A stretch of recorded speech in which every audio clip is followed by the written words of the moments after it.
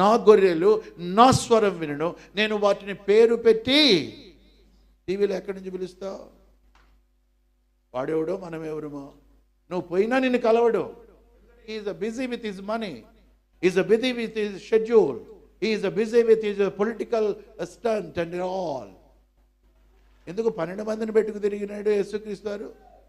ఎందుకు మందిరం కట్టలా?